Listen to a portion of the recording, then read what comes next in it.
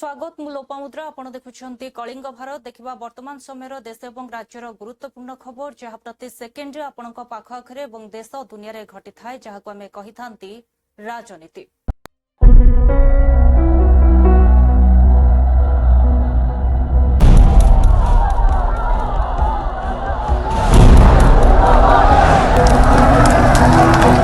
राजनीति जेउठी गोटे ही सत्य जितिबा जेकोसी मूल्य रे।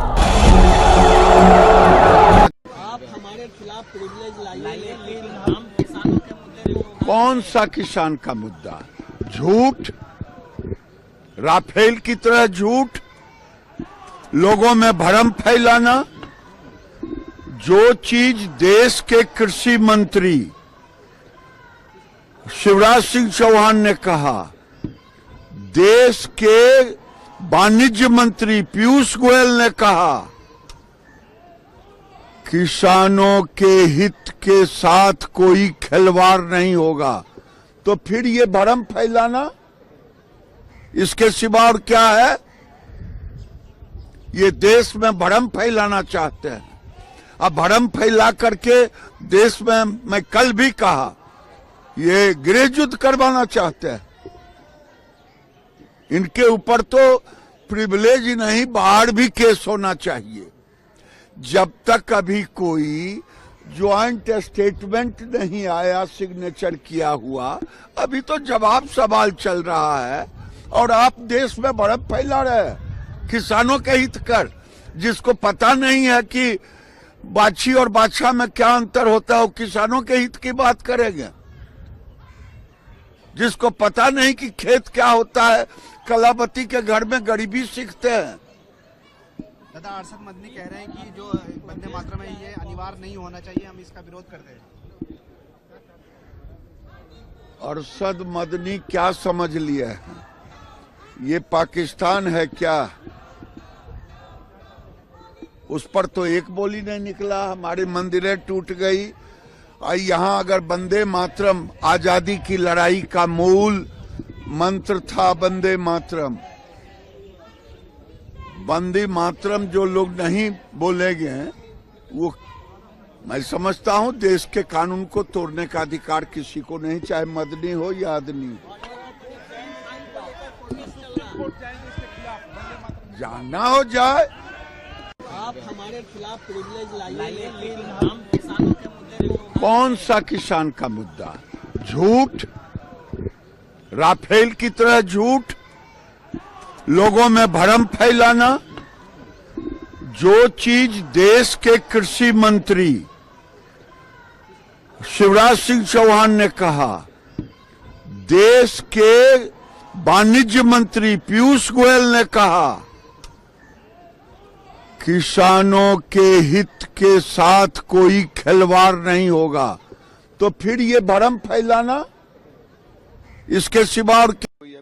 उसके ऊपर वो नहीं है, एतराज नहीं है। लेकिन जिस तरह का ये विवाद हुआ है, तो आपको लगता है कि इस पर फिर से एक बैठ करके इतना कुछ बहस? कोई जरूरत नहीं है, किसी बहस की जरूरत नहीं है भाई। सबको अपना धर्म मानने की आजादी है। जैसा धर्म मेरा मुझे कहता है मैं मानूंगा, आपका धर्म जो कहता है आप मानिए।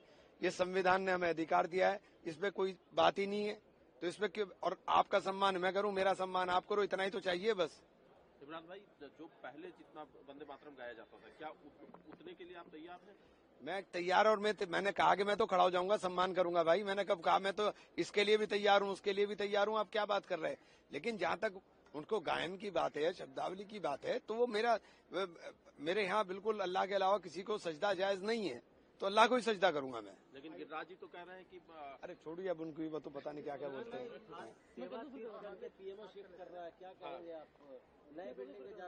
किसकी सेवा होगी?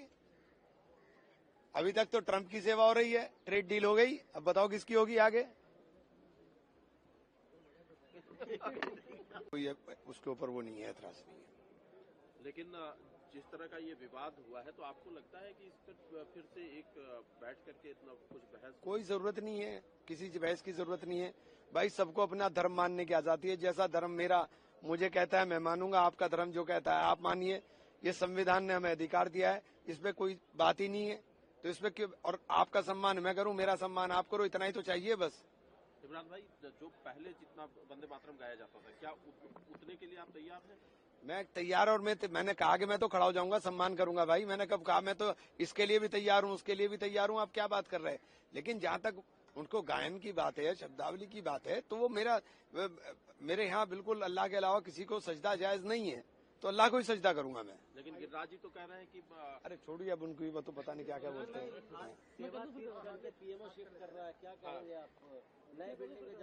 किसकी सेवा होगी? अभी तक तो ट्रंप की सेवा हो रही है, ट्रेड डील हो गई, अब बताओ किसकी होगी आगे? को लेकर लगातार विवाद है और all India Muslim personal law board इसका विरोध कर रहा है।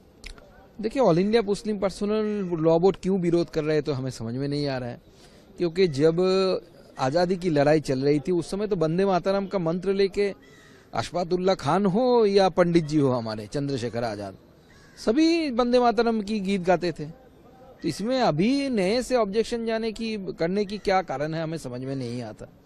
ये देश की वंदना करने की बात है। वंदे मातरम का मतलब जो है वही मादर वतन का मतलब है। तो उस समय तो जो सीमांत गांधी, अब्दुल गफ्फर खान से लेकर अशफाकुल्लाह खान से लेकर कोई भी हो, सबने वंदे मातरम बोला है। तो वो क्या मुसलमान नहीं रहे क्या? वो भी मुसलमान थे। मातृभूमि की आराधना करना, पूजा करना या जयकार करना, इसमें कोई गलत चीज है तो मुझे तो नहीं लगता। मैं समझ नहीं पा रहा हूँ, ये भी हो सकता है। और बीएनपी का जिस तरह से बांग्लादेश में चुनाव में जीत हुआ है, इसके बाद क्या लगता है कि बांग्लादेश में हालात सुधरेंगे? जिस तरह से हिंदुओं पर हमारे एक्सपेक्टेशन है हालात सुधरने चाहिए। जनता ने वहाँ की राय दी है, वो एक अलग देश है और संप्रभुता उनकी अलग संप्रभुता वाले देश है, तो स्वाभाविक है वहाँ की जनता ने जो तय किया है। इसके लिए कांग्रेचुलेशन बीएनपी पार्टी को, तारिक साहब को congratulation, because he is the tallest leader of their party.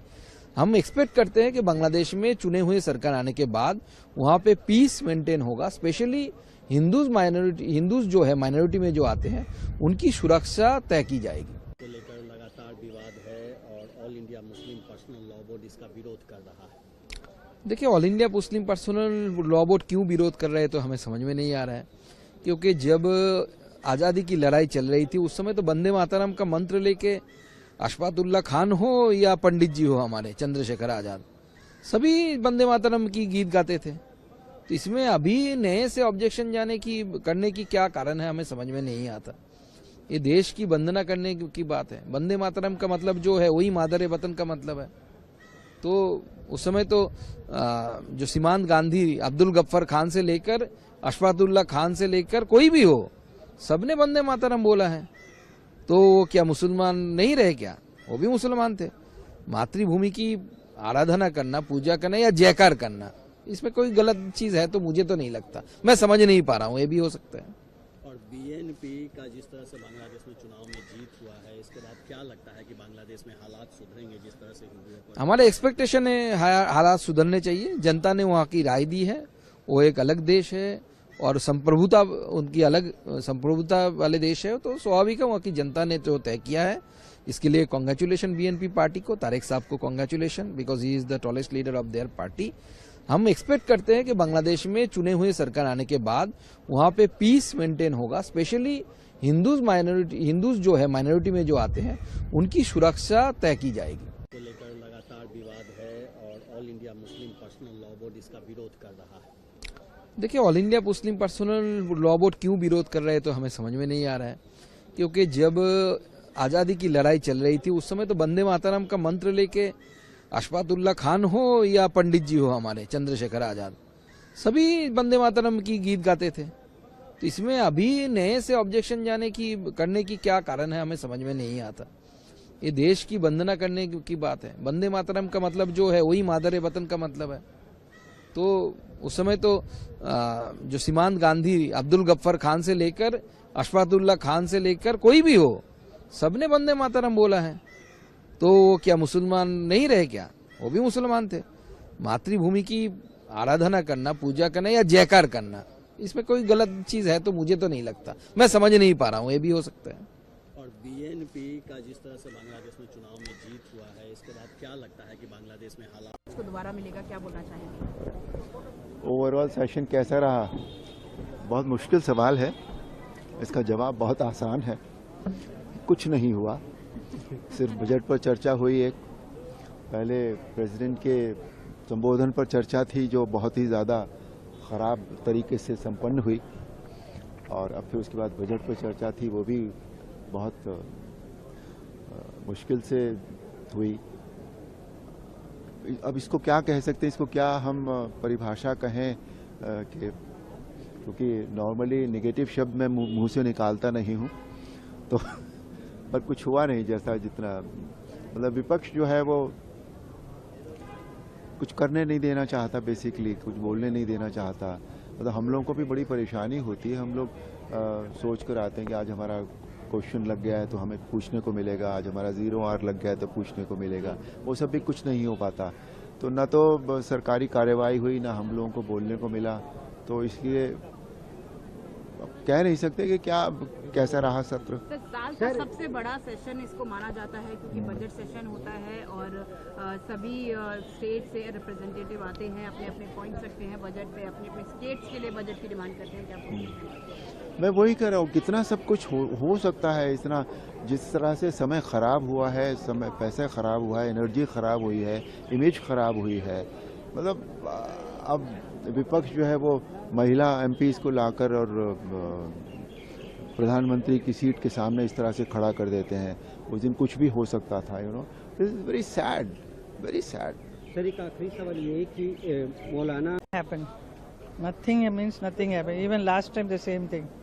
So it's very sad. We all come here to do something, but to hear something nice, but nothing is happening. And it is a very important session throughout the year because it's a budget Yes, session. ये budget session को भी नहीं करने दिया, तो it is very sad why it's happening. और बहुत unparliamentary चीजें भी हुई यहाँ पर, चाहे राहुल गांधी की अभी क्या करें, ये दिन ब दिन कुछ गड़बड़ होते जा रहा है। It was not like that before, I've been here for last so many years. इस किस्म का काम कभी नहीं हुआ। मुस्लिम संगठन Feeling वंदे sad. मातरम पर ऐतराज जता रहे, कह रहे हैं वंदे मातरम नहीं गाएंगे। नहीं, वंदे मातरम हमारा नेशनल गान है, उसके ऊपर ये 150 इयर्स हो गया है, उसके ऊपर विरोध करना अच्छा नहीं है। It is very important, we all should join together and say. उनमें वो इतना ही कह रहे हैं कि पूरा राष्ट्रगान होना चाहिए, entire Vande Mataram should be sung. So what is the problem? कुछ लोग जो मुस्लिम संगठन है वो ये कह रहे हैं कि ये जानबूझ के किया जा रहा है, बीजेपी चाहती है कि जो मुसलमान नहीं, हैं वो हिंदू हर चीज में बीजेपी करते रहेंगे तो it doesn't make any sense. राष्ट्रगान, you are all living in this country, India में है तो राष्ट्रगान गाओ ना, सब मिलके गाइए, अच्छा रहेगा। बजट सेशन के दूसरे सत्र से क्या happen? Nothing means nothing happen. Even last time the same thing. So it's very sad, we all come here to do something, but to hear something nice. FIR दर्ज कीजिए, आप हमको सदस्यता खत्म करने की कोशिश कीजिए, लेकिन हम किसानों के हित की बात उठाते रहे। ये तो है, सच है। हम हर वक्त, हर सांस में हम किसानों का याद करते हैं। हमारे अन्नदाता खाना खिलाते, वोट के टाइम तो सब वहां पहुंच जाते हैं, बाकी टाइम कोई पलट के देखते नहीं है। आज के दिन मैं भी इनके साथ जुड़ी हुई हूँ, जो करना है कर ले, मगर हम किसानों के हित में हम लड़ेंगे, क्योंकि उनके साथ जो हो रहा है वो नाइंसाफी है, और अगर हम उनका कदर नहीं करेंगे तो कोई बचेंगे नहीं, कोई इस देश में कोई किसी को बख्शेंगे नहीं। और एमके स्टालिन जो तमिलनाडु के मुख्यमंत्री है, 1,31,00,000 महिलाओं के खाते में आज 5,000 रुपया ट्रांसफर किया गया, कैश ट्रांसफर किया गया। हाँ, तो खास क्या है, अच्छी बात है, बहुत अच्छी बात है कि महिलाओं को हम सक्षम और शिक्षित कर रहे हैं। ये पैसे उनके फायदे की होगी, क्यों नहीं? ये तो पहले भी हुआ था, कौन सा इलेक्शन में आजकल में हुआ था, जब केंद्र सरकार ने इतने सारे पैसे ट्रांसफर किए थे। Part of the ongoing programme था ना, तो आज भी है। एफआईआर दर्ज कीजिए, आप हमको सदस्यता खत्म करने की कोशिश कीजिए, लेकिन हम किसानों के हित की बात उठाते रहे। ये तो है, सच है। हम हर वक्त, हर सांस में हम किसानों का याद करते हैं। हमारे अन्नदाता खाना खिलाते, वोट के टाइम तो सब वहां पहुंच जाते हैं, बाकी टाइम कोई पलट के देखते नहीं है। आज के दिन मैं भी इनके साथ जुड़ी हुई हूँ, जो करना है कर ले, मगर हम किसानों के हित में हम लड़ेंगे, क्योंकि उनके साथ जो हो रहा है वो नाइंसाफी है, और अगर हम उनका कदर नहीं करेंगे तो कोई बचेंगे नहीं, कोई इस देश में कोई किसी को बख्शेंगे नहीं। और एमके स्टालिन जो तमिलनाडु के मुख्यमंत्री है, 1,31,00,000 महिलाओं के खाते में आज 5,000 रुपया ट्रांसफर किया गया, कैश ट्रांसफर किया गया है। हाँ, तो खास क्या है, अच्छी बात है, बहुत अच्छी बात है कि महिलाओं को हम सक्षम और शिक्षित कर रहे हैं। देखिए, जो हमें right to express, right to religion, जब बाकी जो हकूक हासिल हुए हैं, वंदे मातरम जैसे गाने की वजह से लाखों लोगों ने उससे ताकत ली, उससे उनमें जज्बात आए और देश के लिए अंग्रेजों के खिलाफ जंग लड़ी। अदरवाइज आज हम आज़ाद ही नहीं होते अगर ऐसे, और इसलिए वंदे मातरम की हमें इज्जत करनी चाहिए, और उसको जो सरकार का कदम है वो मुस्बत कदम है। ये को धर्म के साथ जोड़ना, जिस तरीके के बयान आ रहे हैं मुस्लिम पर्सनल लॉ बोर्ड या फिर अन्य लोग, हमें इतने बड़े इस्लाम में धर्म गुरु का कोई कंसेप्ट नहीं होता है, सब बराबर होते हैं, लेकिन फिर भी वो एक आलिम है, उनको संवाद पैदा करना चाहिए, ऐसी बात करनी चाहिए जिससे पीस आए, अमन आए और भाईचारा बढ़े।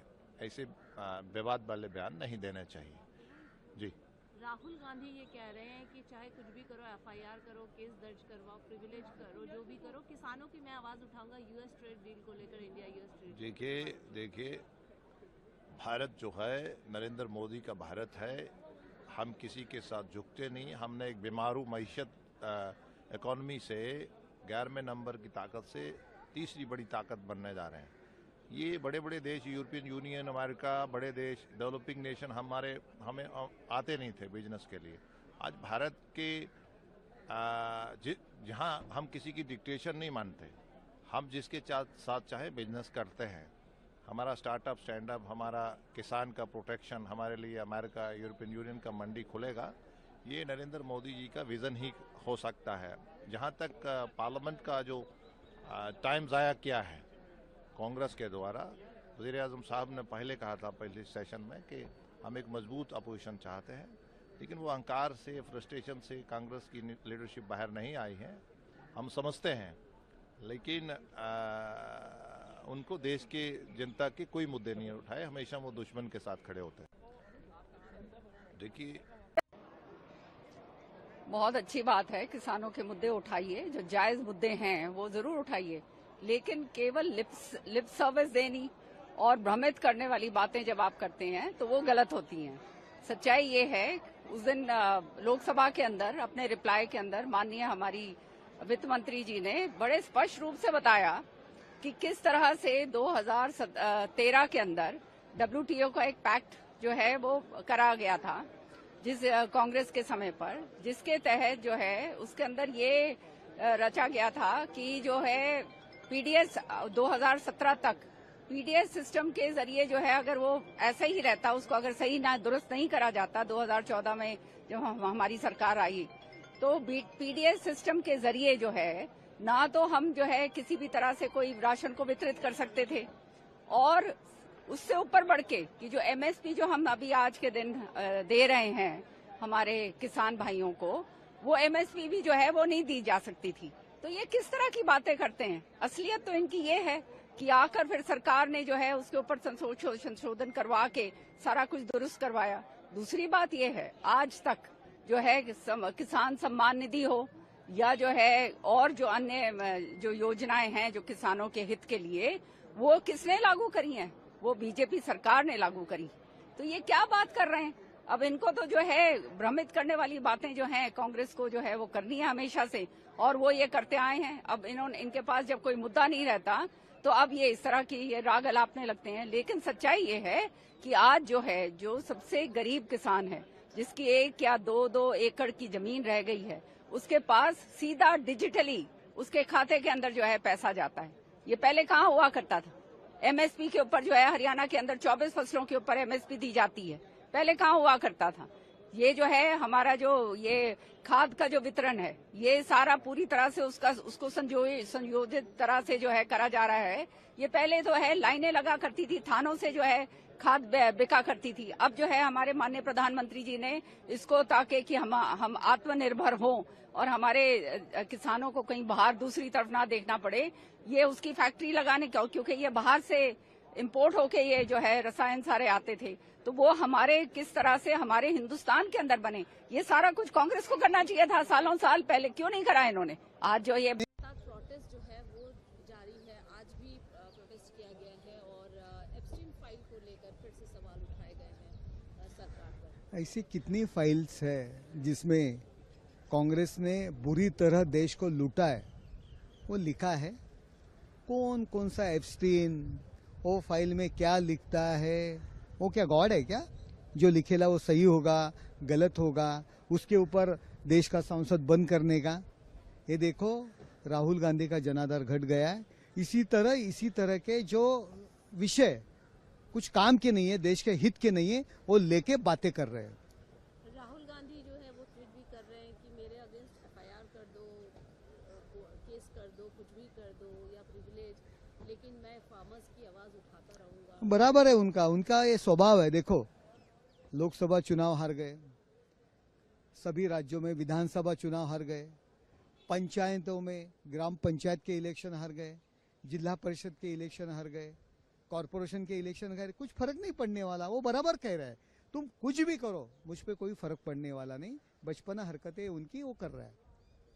दूसरी तरफ जिस तरह अरशद मदनी ने वंदे मातरम पर कहा है कि हम जो है ये धर्म के ऊपर हमला है, धर्म की आजादी के ऊपर हमला है। देखो कौन सा ऐसा धर्म है जिस भूमि में अपन पैदा हुआ, अपना जो देश है, अपना वतन है, उसको अगर माता नहीं कहने का, भगवान नहीं कहने का, गॉड नहीं कहने का, ऐसा कौन से धर्म में लिखा है? वंदे मातरम में क्या गलत लिखा है? ये मातृभूमि मेरी भगवान है, मेरी देवी देवता के समान है, ऐसा जो लिखा है उसमें गलत क्या है?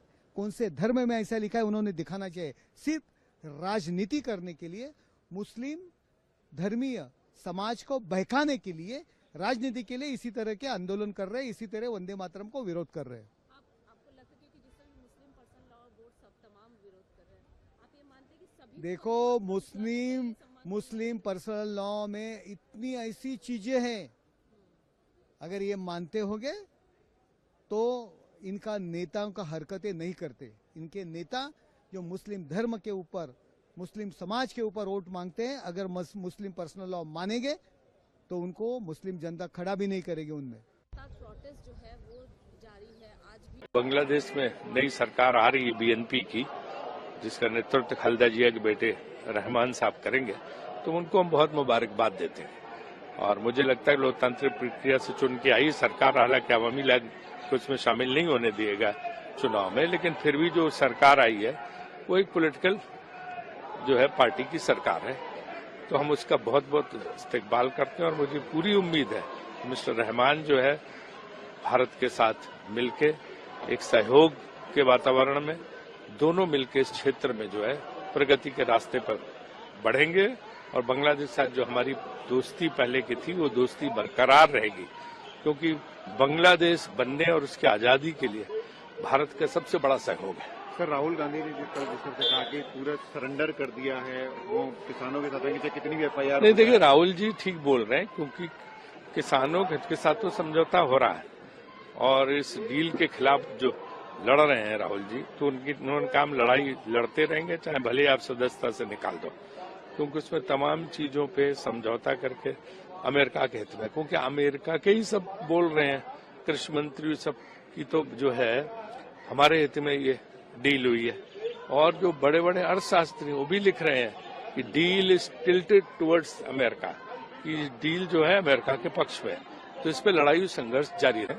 उन्होंने कहा राहुल गांधी को सदस्यता से निकलवाएंगे, तो निकलवाए। राहुल जी ने तो बोल दिया है कि जो भी करो हम तैयार हैं, लेकिन हम झुकेंगे नहीं और हम लड़ाई लड़ते रहेंगे। बांग्लादेश में नई सरकार आ रही है बीएनपी की, जिसका नेतृत्व खालिदा जिया के बेटे रहमान साहब करेंगे, तो उनको हम बहुत मुबारकबाद देते हैं। और मुझे लगता है लोकतांत्रिक प्रक्रिया से चुन के आई सरकार, हालांकि अवामी लीग को इसमें शामिल नहीं होने दिएगा चुनाव में, लेकिन फिर भी जो सरकार आई है वो एक पॉलिटिकल जो है पार्टी की सरकार है, तो हम उसका बहुत बहुत इस्तकबाल करते हैं और मुझे पूरी उम्मीद है मिस्टर रहमान जो है भारत के साथ मिलके एक सहयोग के वातावरण में दोनों मिलके इस क्षेत्र में जो है प्रगति के रास्ते पर बढ़ेंगे और बांग्लादेश के साथ जो हमारी दोस्ती पहले की थी वो दोस्ती बरकरार रहेगी। Action on BNP winning Bangladesh elections. I think in many senses, we have come full circle, and people of Bangladesh have voted for a party that represents political interests. It is a pro-liberation party. That means it believes in the spirit of 1971, as opposed to Jamaat-e-Islami, which was opposed to the liberation struggle of Bangladesh in 1971. The head of the BNP, Tariq Rahman, has made some positive statements about his intention to maintain good relations with India, to ensure that minorities are protected in his country, and that cooperation with Bangladesh's most immediate and largest neighbor would be one that would be mutually beneficial to both sides. So this is all good news. And I think the results are a vindication of the way the people of Bangladesh want this country to go. I think, in many senses, it does not mean that the specter of a move towards communal, radical and, Islamization of the country is over.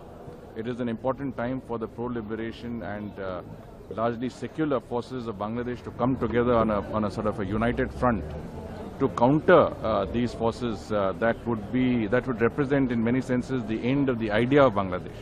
So this is good news for those, not only for Bangladesh and the people of Bangladesh, but also for those who are friends of Bangladesh, who believe in, foreign element से और साथ ही उनकी membership को terminate करने की demand. देखिए, पूरा देश इस समय इनको चेहरे इनके साफ हो चुके हैं।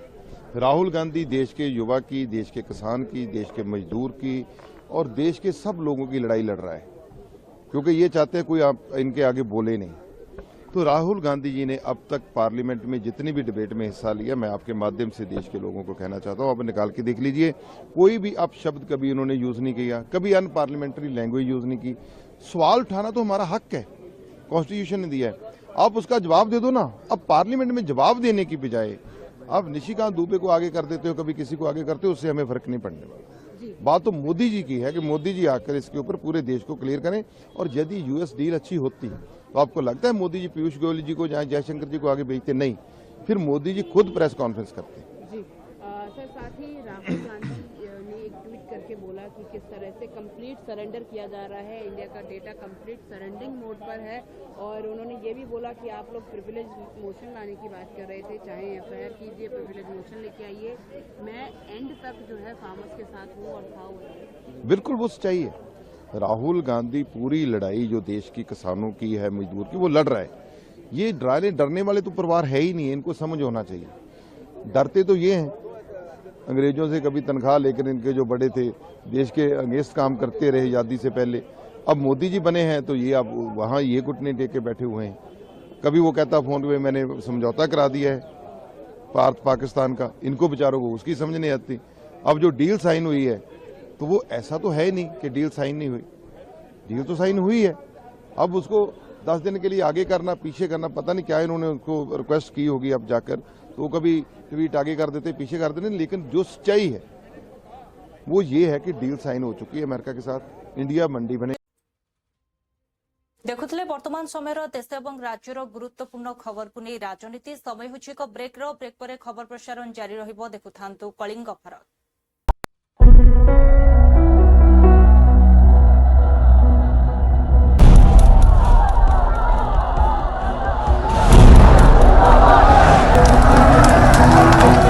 राजनीति जेउठी गोटे ही सत्य जितिबा जेकोसी मूल्य।